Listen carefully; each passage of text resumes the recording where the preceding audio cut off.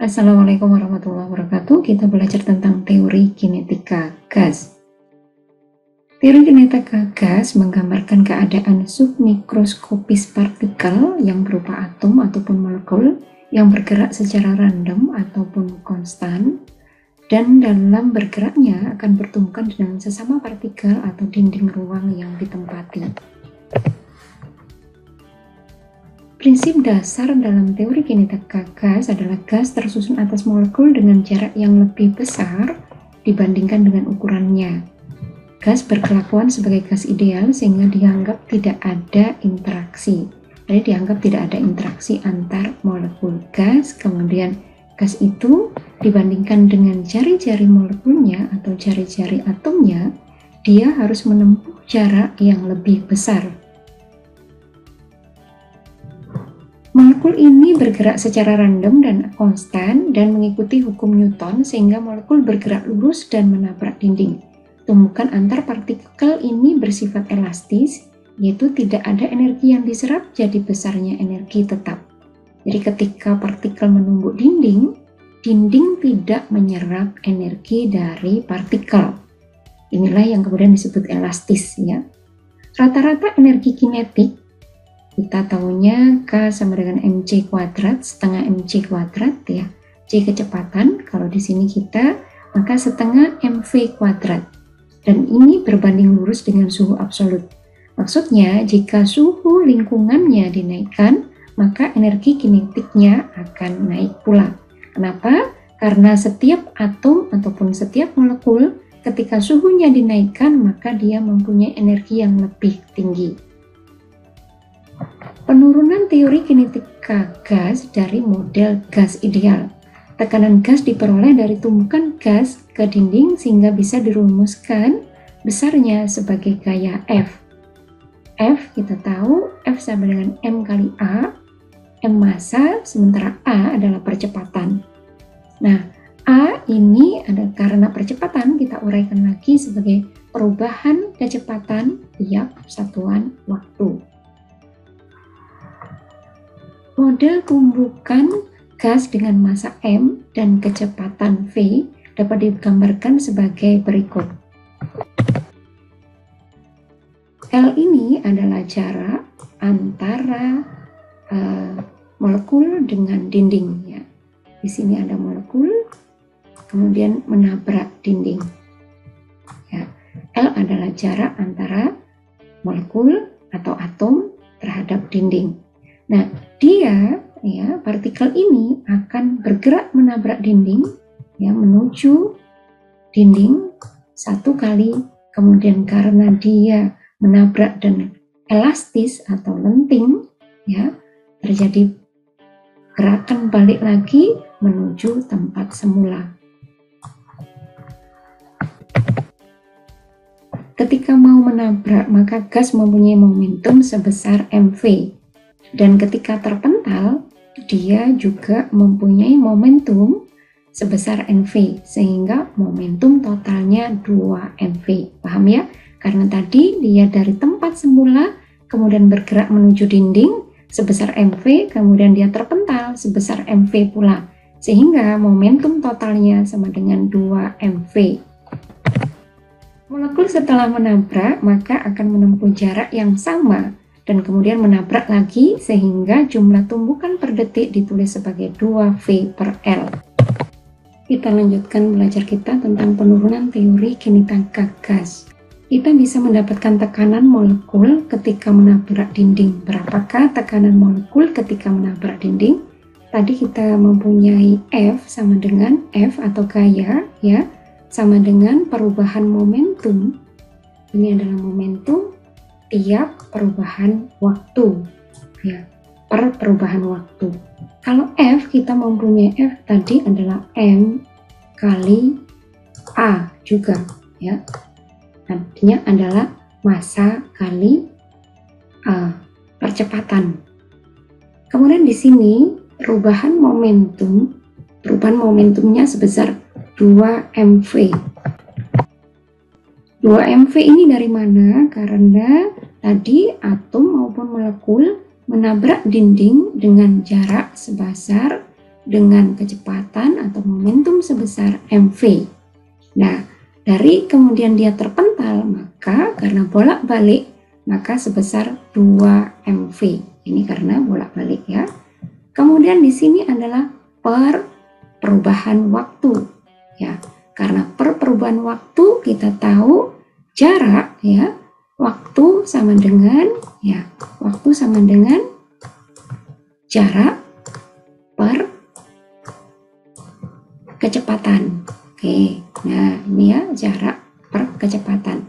Nah, ketika ini per dt, maka kalau ini kita balik ya, di sini kalau kita balik maka tandanya berubah menjadi perkalian, sehingga kalau seper t ya, seper t sama dengan v per s atau kecepatan per jarak. Nah, karena bolak-balik jaraknya sebesar 2L, sehingga momentum sama dengan, ini bagian 2-nya kita coret, bagian 2-nya ini kita coret, maka kita dapatkan momentum sama dengan mv kuadrat per L. Sekarang kita lanjutkan tentang tekanannya. P sama dengan mv kuadrat per L pangkat 3. Kenapa? Karena P ini merupakan mv kuadrat ya, merupakan mv kuadrat per volume karena tekanan terhadap dinding. Dengan P adalah tekanan ya, kemudian V-nya adalah V kuadrat. Nah, P yang kecil adalah kecepatan ya, kecepatan rata-rata, sementara V yang besar adalah volume gas. Tekanan ya, di sini tekanan sama dengan mv kuadrat, karena dia adalah tekanan terhadap dinding, maka bergantung dengan volume. Ya, di sini kelihatan bahwa tekanan berbanding terbalik dengan volume. Jadi kalau volumenya makin besar, tekanannya akan makin besar. Sehingga P merupakan tekanan gas sama dengan mv kuadrat per V. V-nya di sini adalah volume, V yang besar adalah volume, sementara V yang kecil adalah kecepatan. Jika suatu wadah ada sekian banyak molekul, kalau tadi kita hitung coba atau kita bayangkan hanya ada satu molekul dalam satu wadah, sekarang realitanya dalam suatu wadah pasti banyak molekul. Nah, sekian banyak molekul ini mempunyai kecepatan kuadrat rata-rata totalnya ya, rata-rata totalnya dari kecepatan ini yaitu adalah V kuadrat sama dengan masing-masing, ini adalah kecepatan rata-rata untuk tiap molekul. Jadi karena molekul bodi itu banyak, maka kecepatan rata-ratanya merupakan penjumlahan semua kecepatan kuadrat kecepatan masing-masing molekul. Nah, di sini adalah per n. N ini adalah jumlah molekul, karena tadi adalah kecepatan rata-rata ya. Jadi kecepatan semua molekul dijumlah per jumlah molekul. Kemudian untuk menghitung meter kuadrat ya, untuk menghitung V kecepatan efektif ya, di RMS ini, maka dihitung adalah akar kuadrat rata-rata tadi. Jadi kalau misalnya kecepatan rata-rata ya, masih dalam bentuk kuadrat, maka kecepatannya sama dengan akar kuadrat rata-rata, kecepatan rata-ratanya. Kemudian kita coba menghitung tekanan sejumlah molekul gas, sehingga bisa dirumuskan sebagai tekanan ya, tekanan sama dengan P sepertiga N mv kuadrat per V besar. V ini adalah volume. Sehingga kalau P kali V, kalau persamaan ini kita kalikan dengan V ya, kita kalikan V, maka kita akan dapatkan sama dengan sepertiga N mv kuadrat. Nah, Ini sama dengan 2 per 3 NE. E sendiri sama dengan 3 per 2 KT. Sehingga persamaan gas idealnya PV sama dengan 2 per 3 N, ya, tadi kali 3 per 2 KT. Sehingga di sini sama dengan, angka ini kita bisa hilangkan, sehingga PV sama dengan N kali K kali T. Di sini kita lihat bahwa tekanan kali volume suatu gas ideal bergantung atau berbanding lurus dengan N, di sini adalah jumlah molekul. Jadi makin banyak molekulnya, maka tekanan dan volumenya makin besar, makin meningkat. Sementara K adalah konstanta Boltzmann, ya, dan T adalah suhu. Makin suhunya dinaikkan, tekanan dan volumenya juga akan meningkat. Sifat-sifat penting pada gas, ya, ada 4. Sifat gas bersifat kompresibel, bisa ditekan, ya, atau tekanannya bisa dimainkan, bisa diubah. Kemudian gas bisa bersifat berkembang secara termal. Kita lihat nanti bahwa dengan dinaikkan suhunya, maka gas juga akan makin berkembang. Kemudian gas mempunyai viskositas yang tinggi, viskositas kerapatan yang tinggi. Kemudian semua gas mempunyai rapat massa yang rendah. Kita lihat satu persatu. Gas bisa bersifat kompresibel, artinya bisa dimampatkan. Nah, ini kita lihat di gambar yang kiri, ya, ketika tekanannya adalah sama, maka kerapatannya di sini adalah sama.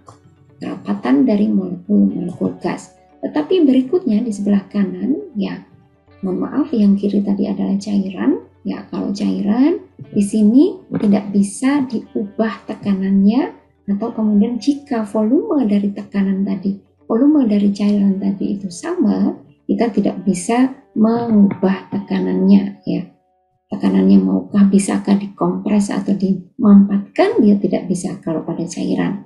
Jadi volumenya akan tetap atau tekanannya akan tetap. Jika tidak kita ubah volumenya atau jumlah dari molekulnya tidak kita ubah, maka kalau pada cairan, ya, pada cairan maka tekanannya akan tetap. Berbeda sekali pada gas. Gas karena dia menempati ruangan, di sebelah kiri volumenya lebih besar, sementara sebelah kanan volumenya lebih kecil. Ketika volumenya diperkecil, tentu tekanannya lebih besar. Tekanannya lebih besar kenapa? Karena molekul-molekul gas tersebut menjadi berjarak lebih kecil, ya, lebih rapat. Kita lanjutkan kepada sifat yang nomor 2. Gas juga bisa berkembang secara termal. Ini ya contohnya.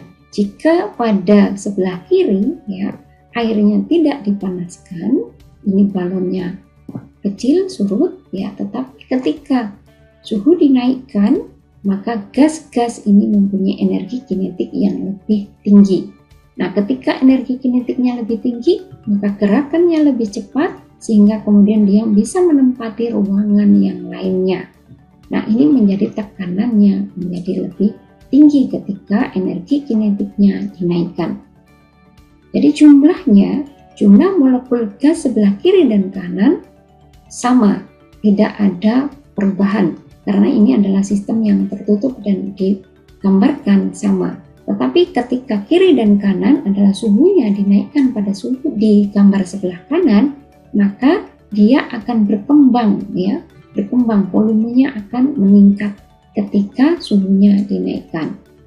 Berikutnya adalah gas mempunyai viskositas atau kerapatan yang tinggi. Nah, ketika suhunya, ya, suhunya di sini adalah volumenya, ya.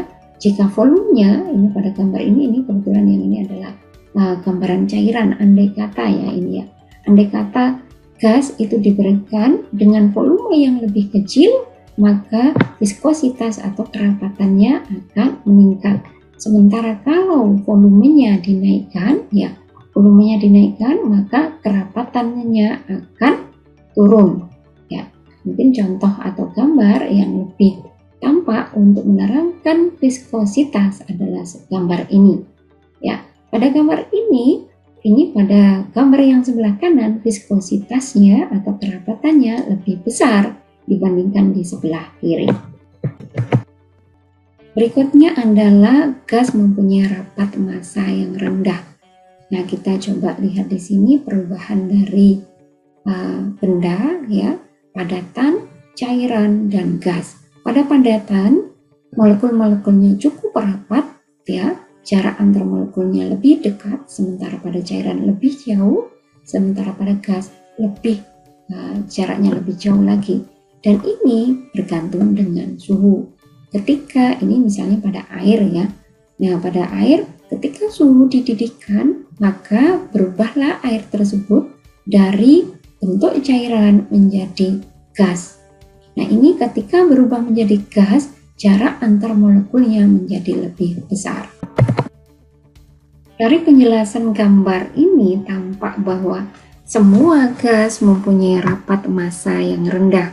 Rapat massa itu adalah massa per volume. Misalnya pada gambar ini, ya, pada gambar ini bagian cairan mempunyai kerapatan molekul yang tinggi, sementara menurun, ya, pada solid, pada padatan rapat massanya besar karena jarak antar molekulnya dekat-dekat, ya, berdekatan, sehingga dalam volume yang sama pada gas, ya, kelihatan, ya, bahwa massanya paling kecil, dia mempunyai massa paling rendah karena jarak antar molekulnya berjauhan, ya. Karena berjauhan ini, padahal rapat massa tadi itu definisinya adalah sama dengan massa per volume. Jika volumenya sama tetapi jumlah molekulnya berbeda, maka pada gas mempunyai rapat massa yang rendah. Demikian tadi tentang teori kinetika gas bagian pertama. Insya Allah kita akan lanjutkan di video berikutnya tentang lanjutan teori kinetika gas. Terima kasih kepada anak-anak yang sudah membantu dalam pembuatan PPT yang cukup menarik ini. Wassalamualaikum warahmatullahi wabarakatuh.